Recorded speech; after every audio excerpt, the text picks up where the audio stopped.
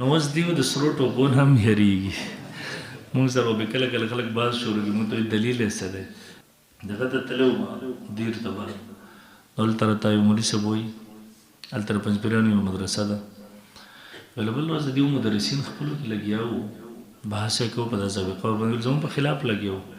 ما ته ویل چې یو طالب راغی د تاسو سره ټوپۍ طالب زمونږ به طالب سره ټوپۍ په سر وه، توره پګړۍ یې وهلې، غټ ویښتان یې. نو بس د هغوی خیال دا و چې د ده شاګرد هغه ما ته بس موضوع مکمل بدلاوه چې و عذاب قبر ثابت دی او دا دي او دا دي. ویله زمونږ نه هم پسې ور واوښتې ده. نو اوس دیو د سرو ټوپو نه هم هېرېږي. مونږ سره به کله کله خلک بحث شروع کړي، مونږ ته وایي دلیل یې څه دی؟ نو مونږ ورته وایي مونږ خو یې نه فرض ګڼو، نه واجب ګڼو، نه سنت ګڼو، نه مستحب ګڼو. او دغسې دلته داسې مشکل دی، ما به کله ټوپۍ واغېستله نو طالبانو به راپسې بیا بدلول هغسې. نو څو مدرسو نه ما ته جواب راغلی، زموږ د خپلې مدرسې نه زموږ د مفتي صاحب زما نه مخکې تاسو خبرې کړې، ده راپسې جواب راوړی. ما ته چې خدای لپاره دا کلر نور مه بدلوه، اوس دا یو وساته، تیل ته بدل کړي. نو طالبان یې هغه د مور نه پلار نه ماشومان وي په زور پیسې اخلي، هلته لانجې یو 500 200 جمع کوي، تا پسې هغه کلر واخلي ته یې بدل کړي، ورپسې بیا بل اخلي، لوی مشکل جوړي. نو ما بیا د دیو د وجې نه د سور کلر شو ورپسې دا میلاوېدې. نو اوس خو بیا تقریبا چې په هره ضلع کې به د خلکو کاروبارونه شروع کړه. نو څه کال د تېر کال ما بیا کوشش وکړو چې بدل کړم، ځکه 500 روپو شی یې په 300 روپۍ ظالمان ورکوي. نو بهرحال خو بیا ما یو ته ویلم چې کله دې به دلایل وکړه بیا درته به دلایلو سره هم ثابت او بخاري مسلم کې حدیث موجود دی، رسول الله وسلم راغی وعلی حلة حمراء، سور لباس یې اچولی، اگر چې پکې تورې تورې لیکې هم مکمل سور نه و. بیا وروسته علما د هغې دغه کوي تطبیق کوي چې بلکې رسول نه منع راغلی ده.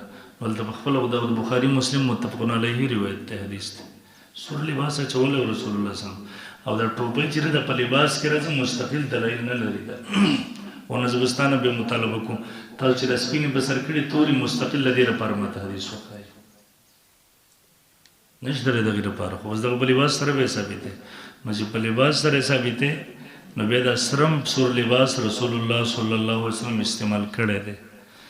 زمونږ خلکو زمونږ ملیانو بعضې څیزونه دغسې دي په معاشره کې حلال څیزونه مونږ حرام ګرځولي دي. اوس زمونږ معاشره کې به دغسې تور لباس به دې واغوستو د عوامو به دومره بده ګڼل لکه ملا چې کفر وکړي رسره. زمونږ ملیانو کې به د اوس هم مقصد بد نظر ورته ګوري کې زمونږ بعضو کتابونو تور لباس ته مستحب لیکلی دی، زمونږ دارالسنت بعضې کتابونو رسول الله صلی الله علیه وسلم متفقون بخاري مسلم دومره روایتو کې شته تور څادر یې اغوستی او په هغې باندې نقش و نګار شوی و، باقاعده د الله پیغمبر استعمال کړ.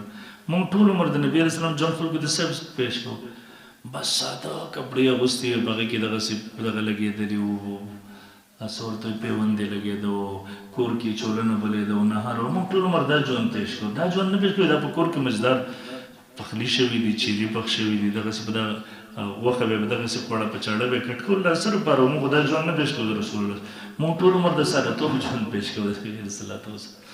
نو بهرحال بعضې څیزونه دغسې وو چې جایز امور و موږ خلکو ناجایز ګرځول. بهرحال اولنی تعریف تاسو زده کوو، توجه المتخاصمین فی النسبة بین الشیئین اظهارا للصواب.